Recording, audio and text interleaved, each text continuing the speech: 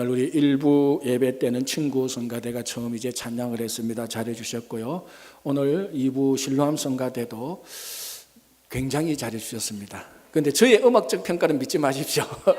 저는 음악적 평가는 그런데 2부 성가대도 훨씬 더 그 전번보다 더 많이 업그레이드 되는 것 같아요. 그래서 참 친구계 담임 목사는 음치 수준인데 친구 성가대하고 신람 성가대 두 성가대가 참 찬양으로 잘 해주시니까 참 고맙습니다. 우리 신람 성가대도 박수 한번 치겠습니다. 참 감사합니다. 예, 고맙습니다. 네, 계속해서 우리 신명기 말씀 듣겠습니다. 오늘은 신명기 내용 가운데 세 번째로 우리가 함께 살펴볼 내용인데요. 본문은 제가 방금 읽어드린 것처럼 신명기 7장 1절에서 11절입니다. 이 앞에 내용 가운데 이제 이스라엘 백성들이 가나안 땅에 들어가서 어떻게 해야 될까 행동 지침이 나오는데, 오늘 이 신명기 7장에 나오는 이 본문이 성경 전체를 통하여서 굉장히 논쟁이 되는, 또는 다른 말로 하면 문제가 되는 본문입니다. 딱 한 단어 때문에 그렇습니다. 무슨 단어일까요? 진멸이라는 단어 때문입니다. 방금 이제 모세가 이스라엘 백성들 다음 세대에게 가나안 땅에 들어가서 그 다음 세대 자녀 세대들이 가나안 땅에 들어가서 살아야 되는 그러니까 행동 지침이라 말할 수 있죠. 그걸 말씀하는데, 오늘 본문이 뭐라고 말하는가 하면은 너희가 가나안 땅에 들어가면은 가나안에 있는 이방 7족속을 만나게 될 것이다.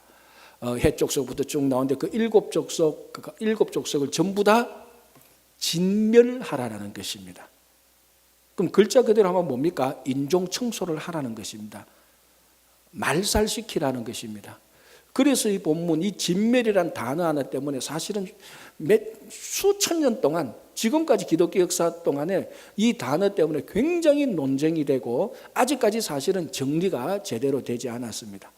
자, 왜 문제가 되는가? 첫 번째, 정말 사랑의 하나님께서는 가나안에 있는 모든 이방 족속을 진멸. 자, 글자 그대로 진멸은 뭡니까? 하나도 남기지 않고 다 죽여야 되는 것입니다. 정말 다 죽이라고 했는가? 다 죽이를 원하는가? 그렇다면은 하나님은 진짜로 잔인한 하나님이 아닌가? 물론 하나님은 사랑의 하나님이고 심판의 하나님이기도 하지만은 지금 가나안 7족속 가서 복음을 전하기도, 우리말로 하면 복음을 전하기도 전에, 그 사람의 상태가 어떤가를 알기도 전에, 만나기도 전에 먼저 하나님께서는 다짜고짜 7족속을 진멸하라 말했을 때, 이게 무슨 하나님이냐, 이게 무슨 사랑의 하나님이냐, 그건 오랫동안 질문을 해왔던, 그리고 사실 이 단어 때문에 제대로 대답을 못했던 것이 사실입니다. 두 번째 문제가 무엇인가 하면은, 자, 이스라엘 백성들이 가나안 땅에 들어가면 하나님을 드러내야 됩니다. 하나님의 영광을 나타내야 됩니다. 누구에게 영광을 나타냅니까? 이방 민족들에게 영광을 나타내야 됩니다. 이방 민족에게 빛이 되어야 됩니다. 그런데 어떻게 됩니까? 이방 민족들에게 빛이 되어야 되는데 이방 민족들을 다 죽여버리면은 빛을 볼 이방 민족 자체가 없는 겁니다. 다시 말하면 전도나 선교의 차원에서 이거는 말이 안 되는 겁니다. 하나님께서 이스라엘 백성들을 출애굽할 때 출애굽의 중요한 목적 중에 하나가 뭔가 하면은 이스라엘 백성들을 통하여서 하나님이 계신 것을 보게 하기 위함입니다. 누가? 이방 민족들이 이스라엘 민족을 보고 하나님을 알도록 한 건데, 이방 민족을 다 죽여버리면은 누가 이스라엘 민족을 봅니까? 그러니까 이방에 빛이 되라 그러는데 이방 자체가 없는데 빛이 될 이유도 없는 것이죠. 이게 두 번째 이유입니다. 자, 세 번째 이유는 뭡니까? 오늘 본문을 보면은 본문 자체가 모순입니다. 자, 오늘 진멸하라 그랬습니다. 이방 민족을 진멸하라 그랬습니다. 그 다음 명령이 필요합니까? 안 필요합니까? 필요 없지요. 다 진멸해버렸는데 뭐. 그런데 진멸하라 그래 놓고 뭐라고 말합니까? 그들과 언약을 맺지 말고. 뭐 진멸 다 했는데 언약 맺을 사람도 없는데 언약을 맺지 말래요. 말이 안 되는 거죠. 불쌍히 여기지 말래요. 다 죽여놔놓고 뭘 불쌍히 여깁니까? 없는데, 사람이 없는데. 결혼하지 말래.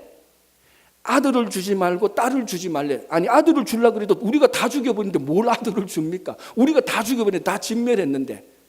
그러니까 오늘 이 본문 자체의 명령 자체가 논리적으로 모순입니다. 다 진멸하라. 그러면 그 다음 명령이 없어야 되는 거예요. 그렇잖아요. 다 진멸했다.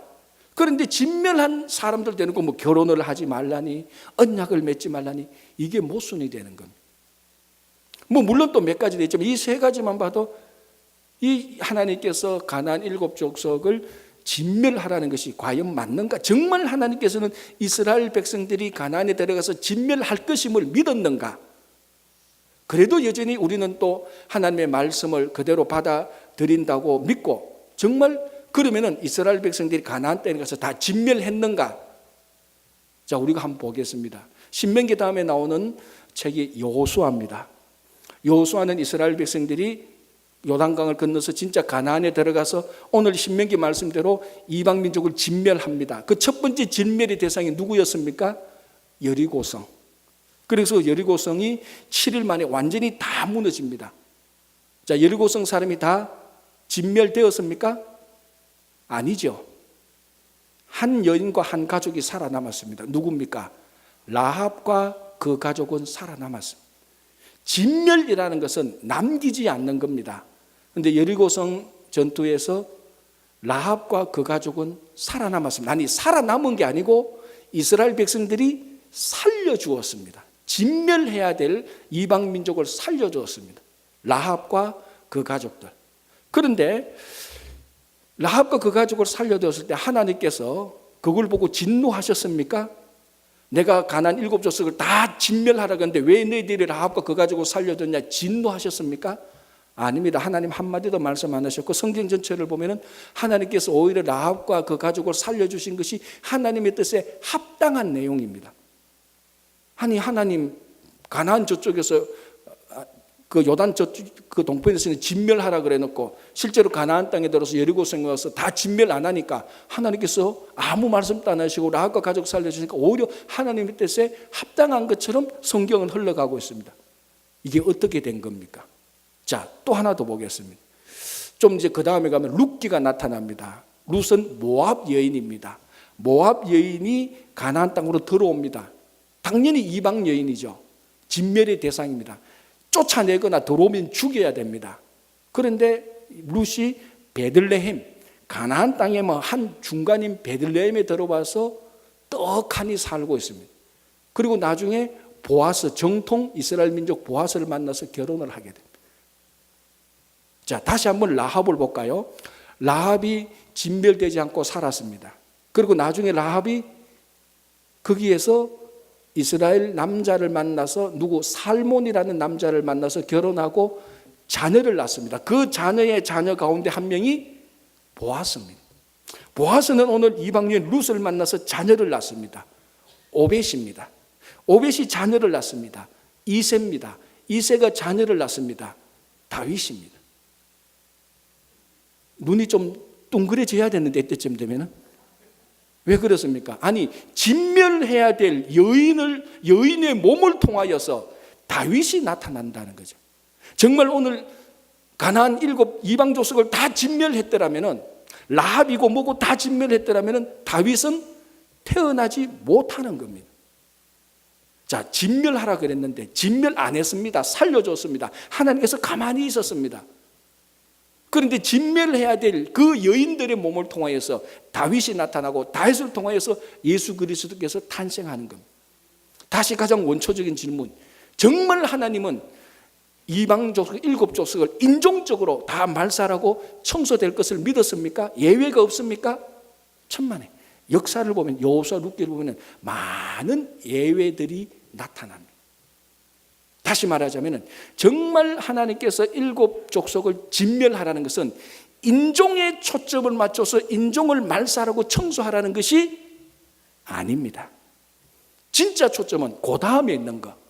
그들과 절대로 언약을 맺지 말고 그들과 절대로 결혼하지 말라. 왜? 이 사람들은 전부 다 우상을 섬기는 사람들이고 전부 다 세상의 타락한 문화에 젖어든 사람이고 하나님 나라의 가치와 목적과는 완전히 먼 딴 사람이기 때문에 이 사람들의 가치와 삶의 목적과 우상을 절대로 받아들여서는 안 된다. 이방 민족을 진멸할 정도로 그 사람들을 받아들여서는 안 된다는 것입니다. 초점은 인종 청소가 아니고 초점은 어디 있는가 하면은 어떤 일이 있어도 우상을 섬겨서 안 되고, 우상은 다 파괴해야 되고, 그들과 결혼해서는 안 되고, 왜냐하면 결혼하면 너가 우상을 섬길 수 있으니까 아예 결혼해서는 안 되고, 그들과 아예 언약을 맺어서는 안 된다. 그러면 너가 그 사람들의 삶에 동화될 것이다. 만약에 언약을 맺고 결혼할 것이면은 이방 민족을 다 진멸까지라도 하라. 오히려 이게 더 낫겠다. 이런 말입니다. 초점이 어디 있습니까? 인종 청소입니까? 타락한 세속 문화와 우상을 섬기지 말라는 것입니까? 인종 청소가 아니죠. 성경 어디를 봐도 하나님은 어떤 한 인종을 청소하거나 말살하는 경우는 거의 없습니다. 그런데 오늘 이 본문은 오랫동안 잘못 해석되어져 왔고 잘못 적용되어져 왔기 때문에 가끔 기독교 역사를 보면은 인종을 말살할 때, 인종을 청소할 때 들고 나온 본문이 바로 이거였습니다. 유럽의 역사나 남아메리카 역사를 보면은 한 강대한 나라가, 유럽의 강대한 나라가 남아메리카를 정복하고 흑인들을 정복할 때 들고 나온 본문이 이겁니다. 이방 족속들을 다 진멸하라. 성경이 그렇게 되어 있지 않느냐. 그래서 실제로 진멸해왔던 비참한 역사가 있었어요.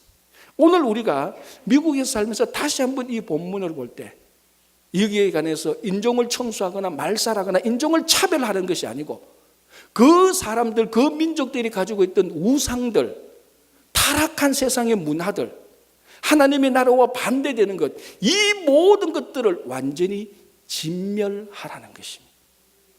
오늘 우리가 미국에서 살면서 정말 우리가 이 본문을 볼 때 어떤 인종이나 어떤 사람에 대하여서 진멸하는 또는 차별하는 것을 하지 말고 대신 우리가 살고 있는 이 땅에 우상을 섬기는 문화, 그리고 세상을 섬기는 문화, 타락한 문화를 완전히 진멸할 줄 알아야 되는 것입니다. 우리가 살다 보면은, 미국에 살다 보면 인종차별을 많이 받습니다. 안 받은 사람들 아무도 없을 겁니다. 그러나 인종차별을 받는 것보다 더 나쁜 게 뭡니까? 우리가 인종차별을 하는 겁니다. 한국 사람들 인종차별 많이 하잖아요. 은근히. 그러면서도 우리가 여기 살고 있는 미국의 어떤 문화나 타락한 문화나 이 문화가 즐겁고 쾌락이 있으면은, 이 문화에 내한테 이익이 됐으면은 그대로 받아들이는, 그 안에 하나님을 섬기는 것도 없고 그 안에 하나님 나라의 가치도 없는데 타락한 세속의 문화가 있는데도 그걸 진멸하지 못하고 받아들이는 우리들의 모습이 있습니다. 오늘 모세가 가나안에 들어가서 살게 될 다음 세대를 위해서 하시는 말씀, 너희들은 어떤 연유든지 세상에 타락한 문화는 진멸하라. 우상은 철저히 파괴하라. 그리고 하나님 나라의 가치와 목적에 어긋나는 것을 받아들이지 말라는 것입니다. 미국이 나쁘다는 말 절대로 아닙니다. 어떤 나라가 나쁘다는 말 절대로 아닙니다. 그러나 그 나라 안에 타락하고 세속적이고 우상을 섬기는 흔적이나 문화나 어떤 삶이 있다면 우리는 다 진멸해야 되는 것입니다. 여기서 또 한 가지 이런 질문을 할 수 있습니다. 그렇다면 왜 이스라엘이 이방 사람들을 진멸 또는 그들과 결혼하지 말고 그들과 언약을 맺지 말아야 하는 겁니까? 왜 이스라엘이 그래야 되는 겁니까? 오늘 본문이 말합니다. 하나님께서 이스라엘 민족을 선택해서 성민, 즉 거룩한 백성으로 삼았기 때문입니다. 거룩한 백성으로 하나님께서 이스라엘 사람들을 선택해서 거룩한 백성으로 삼았기 때문에 이방 문화를 진멸하라는 것입니다. 자, 그 당시에는 그 다실론 시대입니다. 그러니까 모든 한 종족마다, 모든 한 인종마다 여러 종류의 신을 섬기고 있습니다. 이런 시대 때는 사람이 신을 선택합니다. 신이 많으니까. 우상숭배의 특징이죠. 내가 A 신을 섬겼는데 내 일이 잘 안 돼. A 신 갈아치우고 B 신을 섬깁니다. 내가 신을 선택할 수 있습니다. 신이 많으니까. 그게 그 당시 다른 모든 민족들이 그렇게 살았습니다. 그러나 하나님께서 이스라엘 민족을 선택해서 진짜 신은 여호와 한 분뿐이라는 것을 알려주고 여호와 한 분만을 섬기는 관계가 되었을 때는 사람이 신을 선택하는 것이 아니고 신이 하나님을 선택하는 것이, 신이 사람을 선택하는 것이, 사람이 하나님을 선택하는 것이 아니고 사람이 신을 선택하는 것이 아니고 신이 사람을, 즉 하나님이 사람을 선택하는 것이, 그 가장 대표적인 것이 아브라함입니다. 아브라함이 갈대아 우르에서 우상을 섬길 때는 전성에 보면은 우상을 섬기는 데라의 아들이었다고 나옵니다. 그 전성을 받아들인다 하면은 아브라함이 갈대아 우르에 있을 때는 여러 신들을 섬기고 우상 장사를 하면서 이 신 저 신을 마음대로 다루었다면은 유일한 신 여호와 하나님이 나타나서는 아브라함이 하나님을 선택한 것이 아니고 하나님이 아브라함을 선택하셔서 갈대아 우르에서 인도하셔서 가나안으로 들어오게 하신 것입니다. 그리고 하나님께서 이스라엘 민족을 선택해서 거룩한 백성으로 삼으신 것처럼, 아니 이미 그 이전에 하나님께서 아브라함을 선택하고 인도하셔서 아브라함 한 사람을 하나님의 거룩한 백성으로 삼으셨습니다. 그래서 아브라함은 거룩한 백성으로 선택받았기 때문에 가나안에 들어와서 거룩한 백성으로 사는 것입니다. 그 첫 번째 모습이 가는 곳마다 제단을 쌓고 하나님께 예배를 드렸습니다. 하나님께 예배를 드림으로 말미암아 아브라함이 하나님으로부터 거룩한 백성으로 선택받았다는 것을 계속해서 드러내고 그 삶의 모습으로 살아갔던 거였습니다. 자, 그리고 이 아브라함의 아내 사라가 죽었을 때 아브라함이 매장지가 필요했습니다. 그래서 헷 족속에 가서 상수리 나무 있는 막벨라 굿을 은 400세겔을 주고 그 매장지를 구입하려고 했을 때에 헷 족속이 아브라함에게 와서 어떻게 말을 합니까? 나의 주시여, 당신은 우리 가운데 지도자인데 어떻게 해서 우리에게 이 땅을 돈 주고 살려고 합니까? 우리가 무상으로 공급하겠습니다. 당신은 우리의 주인이시고 당신은 우리의 지도자인데 우리가 어떻게 주인이고 지도자에게 땅을 돈 받고 팔겠습니까? 무상으로 저희들이 드릴 테니까 이 땅을 무상으로 그냥 공짜로 받으십시오. 이렇게 말을 합니다. 자, 여기서 참 중요한 단어들이 나타나죠. 헷 족속이, 그 가나안에 오랫동안 살고 있었던 헷 족속이 그 가나안 땅에 들어온 이방인, 헷 족속이 볼 때는 이방인, 헷 족속이 볼 때는 나그네, 헷 족속이 볼 때는 이민자인 아브라함을 두고 자기들이 주인이라고 말을 합니다. 바뀐 거죠. 오히려 아브라함이 원래 살고 있던 사람들에게 주인이라고 말하는데 원래 그 땅에 살고 있었던 헷 족속이 그 땅에 들어온 아브라함에게 주인이라고 말을 합니다. 그리고 우리들의 지도자입니다라고 말을 합니다. 우리들의 주인이고 우리가 존경하는 지도자니까 우리들의 말씀만 하면은 이 땅을 무상으로 공급하겠습니다라는 것입니다. 여기서 이 대화에서 알 수 있는 것은 아브라함은 물론 몇 번의 실수는 있었지만은 그 가나안 땅에서 구별된 삶, 거룩한 백성으로 살았다는 것이 증명되어지는 것입니다. 그래서 아브라함은 하나님에게 거룩한 백성으로 선택받아서 가나안에 와서 선택받은 목적 거룩한 백성으로 하나님 앞에서 거룩한 백성으로 살았고 그 땅에 살고 있는 가나안 족속들과의 관계에서도 구별된 삶 거룩한 백성으로 살았습니다. 다시 말하자면 하나님께서 이스라엘 백성들을 선택하셨을 때 이스라엘 백성들이 거룩한 백성이 되었습니다. 이스라엘 백성들이 거룩한 백성이기 때문에 가나안에 들어가서 이방 문화와 우상을 파괴하고 진멸해야 됐던 것이었습니다. 자, 에베소서 1장 4장을 제가 한번 읽어드릴게요. 이렇게 되어 있습니다. 곧 창세전에 그리스도 안에서 우리를 택하사 우리로 사랑 안에서 그 앞에 거룩하고 흠이 없게 하시려고. 창세전에 그리스도 안에서 우리를 택해서 거룩하고 흠이 없게 살려고 했다는 것입니다. 이게 하나님께서 그리스도 안에서 또는 그리스도를 통하여 우리를 선택한 거룩한 백성의 목적입니다. 여러분, 많은 사람들이 우리가 성경을 많이 읽고 우리가 착한 일을 하고 기도를 많이 하고 예배에 잘 참석하면 우리가 거룩한 백성이 된다고 생각합니다. 아닙니다. 틀렸습니다. 여러분들이 이보다 더 예배를 참석 잘하고 더 성경을 많이 읽고 성경 전체를 암송한다 할지라도 그 자체로 여러분들은 하나님 앞에서 거룩한 백성이 되지 않습니다. 하나님께서 우리를 선택하셨을 때 거룩한 백성이 되는 겁니다. 거룩한 백성이 되었기 때문에 성경을 보고, 거룩한 백성이 되었기 때문에 예배를 드리고, 거룩한 백성이 되었기 때문에 기도를 하는 겁니다. 이 순서가 굉장히 중요합니다. 우리가 기도를 하기 때문에 선택을 받았고, 기도를 하기 때문에 내가 착한 일을 하고 선교를 많이 하고 전도를 많이 하기 때문에 선택받고, 그렇기 때문에 거룩한 것이 절대로 아닙니다. 하나님께서 우리를 먼저 사랑하고 선택해 주셨기 때문에 거룩한 백성이 되고, 그렇기 때문에 기도를 하는 겁니다. 그렇기 때문에 헌신을 하는 것입니다. 그렇기 때문에 말씀을 보는 겁니다. 아브라함이 잘해서 하나님께서 선택하셔서 거룩하게 해줬습니까? 아닙니다.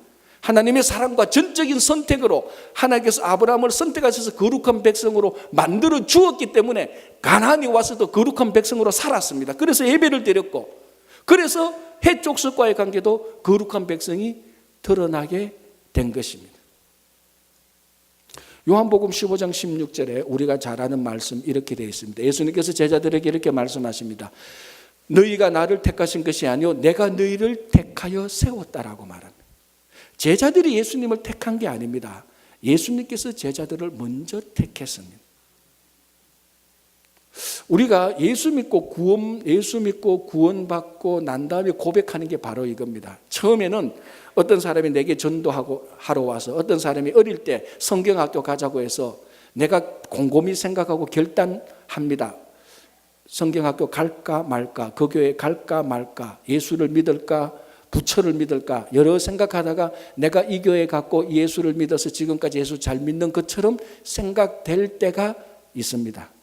그러나 구원받고 나니까 내가 예수님을 선택한 게 아니고 예수님께서 창세전에 먼저 나를 선택했다는 것을 고백할 수밖에 없습니다.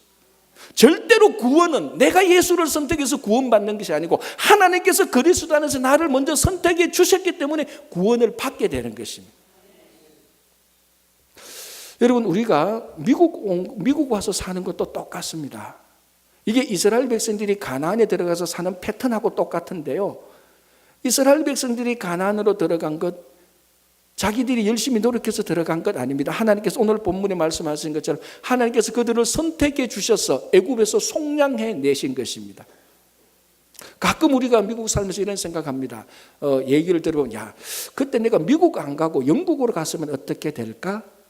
야, 그때 미국 말고 우리가 중국으로 갔었으면, 뉴욕으로 오지 말고 캘리포니아로 갔었으면. 이 모든 말 속에 내 선택이 들어가 있습니다. 내가 그때 미국 말고 다른 나라에 가는 것을 선택했더라면, 내가 뉴욕 말고 캘리포니아 가는 것을 선택했더라면, 선택의 주체가 나로 되어 있습니다. 그러나 여러분, 구원의 주체도 내가 아니고 하나님이 먼저 선택해 주신 것처럼 우리가 미국 온 것도 우리가 미국 선택한 것이 아니고 하나님께서 우리를 선택해서 미국으로 오게 하신 것입니다. 왜 하나님께서 우리를 선택해서 미국에 오게 하십니까? 오늘 본문에서 계속해서 말씀하시는 것처럼 하나님께서 우리를 선택하셔서 거룩한 백성으로 삼으셨기 때문에 그렇습니다.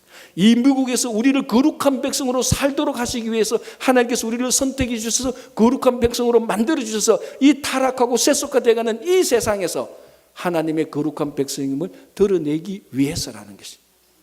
그러면 명확해지는 게 하나 있습니다. 왜 우리가 미국에서 와 있는가? 명확한 답이 하나 나옵니다. 하나님께서 우리를 선택해서 미국에서 거룩한 삶을 살게 하시려고. 그래서 세상에 빛이 되고, 그리고 그래서 세속화되어 가고 있는 세상의 타락한 문화가 판을 치고 있는, 하나님 외에 다른 것을 충분히 섬겨도 된다고 말하는 이 시대에 거룩한 삶을 살아서 여호와 하나님을 드러내는 것이 우리 삶의 목적입니다. 그게 하나님께서 우리를 미국으로서 인도하신 목적입니다. 출세하고 성공하고 잘 먹고 잘 사는 것은 두 번째, 세 번째입니다. 첫 번째는 하나님께서 우리를 선택해서 미국으로 인도하신 목적은 이곳에서 아브라함이 가나안에서 하나님을 드러낸 것처럼 이 미국에서 우리가 하나님을 드러내기 위해서 선택하고 거룩한 백성으로 삼으셨기에 거룩한 백성으로 계속해서 살아가는 것입니다. 그리고 오늘 본문을 보면 참 중요한 귀중한 단어가 나오는데요. 하나님께서 이스라엘 백성을 성민으로 삼으시고 그의 기업의 백성, 즉 하나님의 기업의 백성으로 삼으셨다라고 말합니다. 이 단어가 좀 긴데요. 우리나라 말로 번역하면 하나님의 기업의 백성인데요. 이게 히브리어로 세굴라라는 말입니다. 이 세굴라의 더 정확한 뜻은 소유 또는 특별한 보배라는 뜻입니다. 즉 하나님께서 우리를 선택하셔서 거룩한 백성으로 삼으시고 거룩한 백성으로 삼은 우리를 특별한 보배로 여긴다는 것입니다. 이게 세굴라라는 말인데 이 세굴라라는 말은 종종 결혼 관계에서 남편과 아내에게 비유되는 단어로도 사용됩니다. 자, 여기 한 남편이 있습니다. 한 남자가 있습니다. 이 남자는 여러 사람을 사랑합니다. 자기 친구도 사랑하고 대학교 때 같이 공부했던 동기도 사랑하고 그리고 회사 가면 직장 동료들도 사랑합니다. 그러나 여전히 이 남편은 자기 아내를 사랑하죠. 그러나 자기 아내를 사랑하는 것하고 자기 친구를 사랑하는 것이 같습니까? 다릅니까? 사랑인데 완전히 다르죠. 자기 아내는 특별히 사랑을 합니다.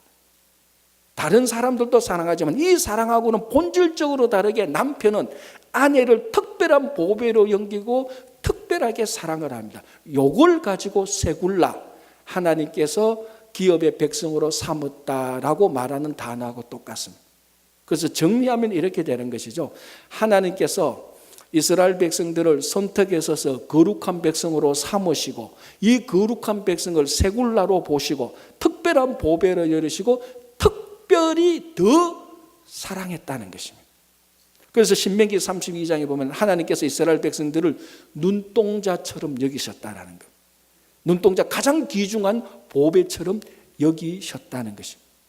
이 말이 우리들에게 큰 위로가 되고 격려가 되는 것입니다. 왜냐하면 하나님께서 우리를 거룩한 백성으로 삼으셨고 우리가 거룩한 백성으로 살기 위해서 때로는 신앙생활을 하다가 넘어지고 깨질 때가 많습니다. 기도하다가 안 되고 예배 드리다가 안 되고 성도하고 성도끼리 교제 헌신 친교하다가 넘어지고 깨지고 뭐 그렇다고 세상에서 출세하고 성공한 것도 아니고 뭐 세상에 어디 하나 나가서 변변차게 내세울 것도 없고 교회 안에 들어서 신앙생활 좀 하려고 해보니까 이것도 희한하게 거룩한 백성으로 살기 시작하는 순간부터 온갖 방해물 장애물이 계속 나타나요.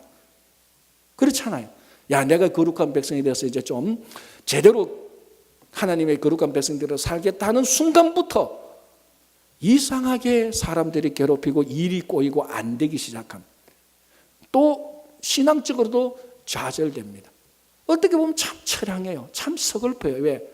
이 미국 와가지고 이까지 와서 세상적으로 잘 살고 잘 먹고 출세 성공하는 것도 아니고 그렇다고 내가 경건하게 거룩한 백성도 아니고 이것도 아니고 저것도 아니고 참 낙담될 때가 있습니다. 참 절망될 때가 있습니다. 그러나 이때에 오늘 하나님께서 우리를 거룩한 백성으로 삼으시고 세굴라, 즉 하나님의 특별한 보배로 삼으시고 하나님께서 특별히 사랑하고 있다는 것을 기억하시면 얼마나 큰 위로가 되는지 모릅니다. 우리가 세상적으로 성공하고 출세 못했다 할지라도 때로는 방해를 받아서 우리가 걸려서 넘어지고 깨지고 지금 좌절하고 실망됐다 할지라도 변하지 않는 사실이 하나 있습니다. 무엇입니까? 우리는 여전히 하나님께 세굴라라는 것입니다. 여러분들의 감정이 어떻든 여러분들의 기분이 어떻든 여러분들의 생각이 어떻든 하나님께서 우리를 인도하시고 우리를 선택하시고 우리를 거룩한 백성으로 삼으셨다면 우리의 상황과 상관없이 하나님은 똑같이 우리를 특별한 보배로 여기고 있다는 것입니다. 내가 기분이 좋을 때 내가 잘 나갈 때, 내가 넘어지고 깨지고 슬플 때, 좌절될 때 여전히 똑같이 하나님은 우리를 특별한 보배로 사랑하고 있다는 것입니다. 그게 얼마나 큰 위로가 되고 힘이 됩니까? 여러분 한번 생각해 보세요. 우주의 창조자 하나님께서 우리를 사랑하고 있는 것만 해도 힘이 되는데 특별히 사랑을 한다는 것입니다. 특별히 사랑을 합니다. 여러분, 우리가 살다가 정말 좌절되고 비즈니스가 넘어지고 직장에서 일이 안 될 때, 인간관계가 꼬일 때, 이리저리 아무것도 안 되고 좌절될 때 어떤 한 사람만 나를 진심으로 특별히 사랑만 해줘도 우리는 살아갈 이유가 있고 다시 힘과 용기와 희망을 가질 수가 있습니다. 그런데 우리를 특별히 사랑하는 사람이 우주의 창조자 하나님이라는 것을 우리가 확실히 고백할 때 그게 얼마나 큰 위로와 힘이 됩니까? 아니, 목사님, 나는 기분이 그렇지 않은데요, 감정이 그렇지 않은데요, 이 상황에서 누가 나를 사랑하겠습니까?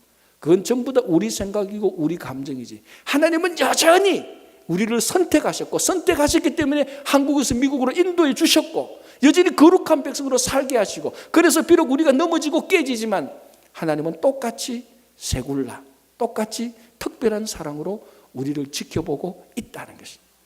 이 말에 여러분, 우리 모두에게 큰 위로와 힘과 새롭게 일어설 수 있는 용기가 주어지는 것입니다.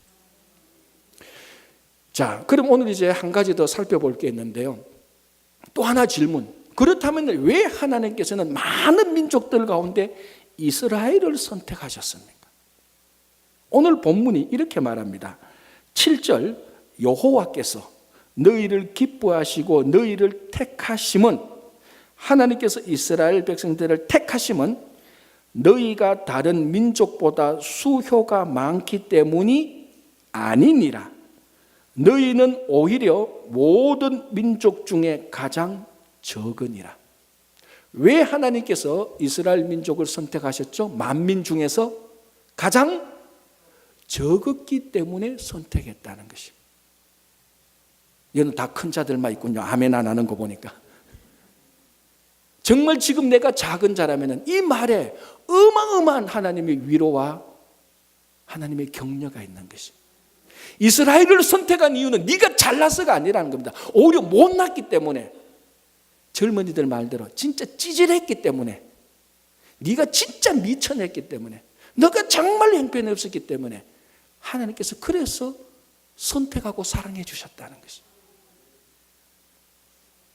그게 얼마나 저처럼 미천하고 연약한 사람들한테 두 주먹에 힘이 불끈 쥐어지는 용기가 되는 말인지 모릅니다.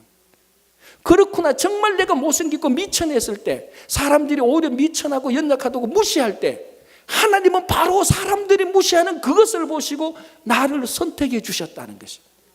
그게 하나님의 특별한 사랑이죠. 자, 여러분, 한 나라에서, 한 국가에서 가장 큰 존재는 누굽니까? 안 돼봐서 모르는 것 같은데, 왕이죠. 대통령이죠. 그 국가 공동체, 민족 공동체에서 최고는 왕입니다. 왕보다 큰 사람이 없습니다. 자, 그러면 이스라엘 역사를 보겠습니다. 이스라엘의 첫 번째 왕 사울, 두 번째 왕 다윗, 세 번째 왕 솔로몬, 그 다음에 남북으로 갈려서 다 치우고, 이 세 왕 전부 다 자기가 왕이었을 때 그 국가에서, 그 나라에서 최고로 큰 자였습니다. 이 세 사람은 전부 다 하나님께서 선택해서 왕이 된 사람들입니다. 오늘처럼 사람들이 먼저 투표해서 왕이 된 사람이 아닙니다. 하나님께서 선택해서 왕이 되어서 제일 큰 사람이 된 사람입니다. 그러면은 하나님께서 이 세 사람을 선택할 때 그 사람들이 잘나서 위대해서 선택인 줄 아십니까? 세 사람이 하나님께 선택받을 때 똑같이 가장 작은 자였습니다. 사울 볼까요? 사울이 그 12지파가 모여서 우리말로 하면 제비 뽑기 할 때, 그리고 베냐민 지파가 뽑히고, 그 베냐민 지파 가운데 자기 그 가족이 뽑히고, 그 가족 가운데서 사울이 뽑혔을 때, 사울은 그걸 미리 알고 있었죠. 기름 부음을 받았기 때문에. 사울이 미리 알고 자기가 왕이 될 것을 알았음에도 불구하고 사울은 그 앞에 나가지를 못했습니다. 왜? 부끄러워서. 앞에 나갈 자신이 없었어. 사람들 앞에 설 리더십이 없습니다. 그래서 성경을 보면 어디에 있었다고요? 짐짝에 숨어 있습니다. 행구에 숨어, 짐짝에 숨어 있다고 했죠. 이걸 젊은이들을 가지고 찌질하다 이렇게 말합니다. 정말 찌질한 사울이었어요. 왕이 되는 걸 알면서도 왕으로 지금 선출돼야 되는데 그게 두려워가, 그게 겁이 나가지고 사람들 앞에 서는 것이 부족해서 짐짝에 숨어 있었어요. 나중에 사무엘 선지자가 말하죠. 사울에게 당신이 가장 적게 여겼을 때 하나님께서 당신을 선택하지 않았느냐 이렇게 말을 합니다. 정말 사울은 가장 적을 때 하나님께서 적은 사울을 선택해서 이스라엘의 그 명예스러운 초대 왕으로 삼으셨습니다. 다윗요, 우리 다윗이 어떻게 왕이 된가 잘 알잖아요. 하나님께서 사울 뒤를 이을 왕을 찾기 위해서 사무엘에게 이새의 집에 가도록 합니다. 이새의 아들 가운데 왕이 있으니까. 그래서 이새의 아들 왕 가운데 오디션을 합니다. 선지자가 볼 때 누가 왕인가. 다 알지만 제가 다시 한 번 더 설명해 보게. 첫 번째 아들이 나타났습니다. 사무엘이 우아했습니다. 모든 게 완벽한, 왕으로 보기에 모든 게 완벽했습니다. 또 장남이잖아요. 사무엘이 기름 부으려고 말할 때 하나님께서 노. 사람은 외모를 보지만 난 중심을 본다. 이 사람 아니다라고. 두 번째 아들이 나타납니다. 또 우아였습니다. 세 번째 아들도 나타났는데 우아했는데 전부 다 사무엘은 이새의 아들이 나타날 때마다 다 우아했지만은 하나님께서는 한 번 허락하지 않습니다. 몇 번째 아들이 지나갈 때까지 7번째 아들이 다 지나갔습니다. 사무엘이 볼 때는 다 왕으로 해도 되겠는데 하나님은 노라고 말했어요. 사무엘이 묻습니다. 이상하다. 이 집에 기름 부을 사람이 있다고 했는데 당신 아들 이게 다요? 하니까 이새가 말합니다. 머리 끌적이면서 답니다. 돌아서는데 아차!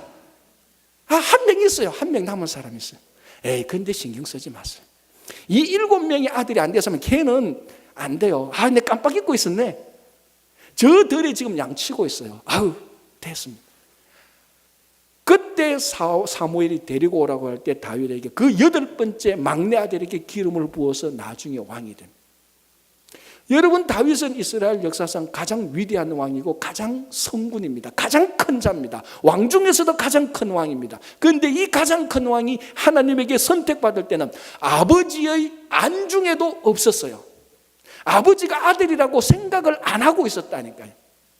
얼마나 그 집안에서 작은 자였습니다. 그래서 양을 치러 보냈습니다. 양 치는 것은 가장 미천한 아들에게, 미천한 자녀에게 시키는 일입니다.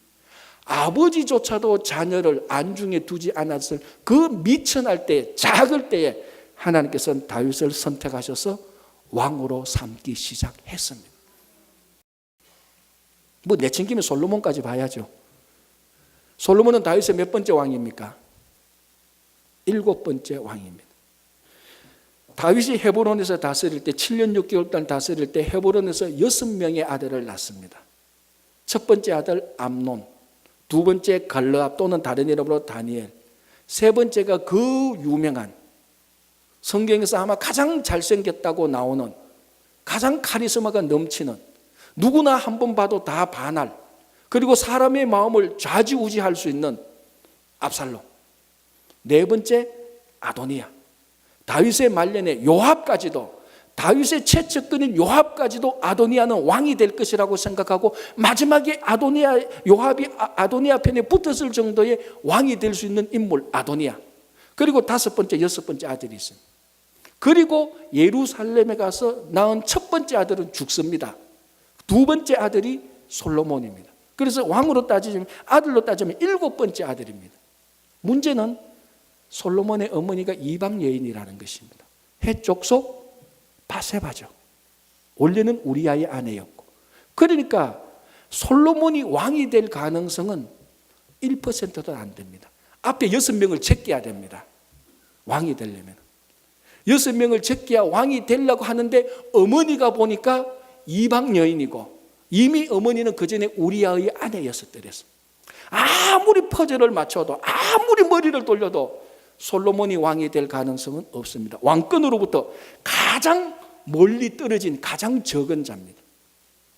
그런데 첫 번째 죽고, 두 번째 죽고, 세 번째 죽고, 네 번째 죽고, 5번째 사라지고, 6번째 없어지고, 여차여차해서 솔로몬이 정말 가장 적을 때, 안 될 때에 하나님께서는 솔로몬을 선택하셔서 가장 부유한, 가장 지혜로운 왕으로 삼으셨습니다. 오늘 말씀하시죠. 너희들이 수효가 많아서, 너희들이 잘나서 강해서 선택한 것이 아니고 작고 미천해서 부족해서 연약해서 너를 선택했다라고 말을 합니다. 이게 얼마나 우리 이민자들에게, 우리 한 사람 한 사람에게 큰 힘을 줍니까? 어머니 중에 어머니야 마리아를 보십시오. 마리아는 원래 나사렛 깡촌 출신의 시골뜨기 여인이었습니다. 처녀였습니다. 정말로 작고 연약한 사람. 그때 하나님께서 마리아를 선택하셔서 메시아의 어머니로 삼으셨습니다. 어머니 중에 어머니, 고결한 어머니로 삼으셨습니다. 여러분, 이것이 바로 오늘 우리가 살고 있는, 정말 생각하면 생각할수록 내가 연약한데, 생각하면 할수록 볼품이 없는데, 이리저리 뜯어봐도 형편없는데, 출생도 그렇고 배운 것도 그렇고 경력도 그렇고 외모도 그렇고 능력이나 모든 것에 있어서 정말 작은 자인데, 그래서 사람이 한 번도 눈길을 주지 않았는데 우주의 창조자 하나님께서는 그때 선택해 주셔서 거룩한 백성으로 삼으시고 특별히 사랑으로 주는 특별한 법에 세굴라로 삼으셨다는 것입니다. 이 미국을 볼 때 한국 이민자들 정말 작은 존재들이, 우리가 뉴욕에 있으니까, 우리가 킨즈에 모였으니까, 우리가 함께 한인들이 모여서 이렇게 예배를 드리니까, 우리끼리 보고 한국말 하니까 우리의 존재감이 있지. 미국의 고위층에서 한국 커뮤니티 봤을 때는 전혀 존재감 없이 진짜 작은 자입니다. 이때 하나님께서 작은 자를 선택하셔서 높게 사용하시는 것입니다. 하나님께서 이스라엘 민족 말합니다. 수요가 많아서, 네가 강하고 똑똑해서 네가 주류라서 선택한 것이 아니다. 작아서, 연약해서, 마이너리티라서, 소수라서 선택했다라고 말합니다. 그래서 거룩한 백성으로 삼으시고 하나님의 특별한 보배로 삼으셔서 특별한 사랑을 줍니다. 미천합니까? 정말 작고 내가 봐도 왜 이리 찌질하다고 생각하십니까?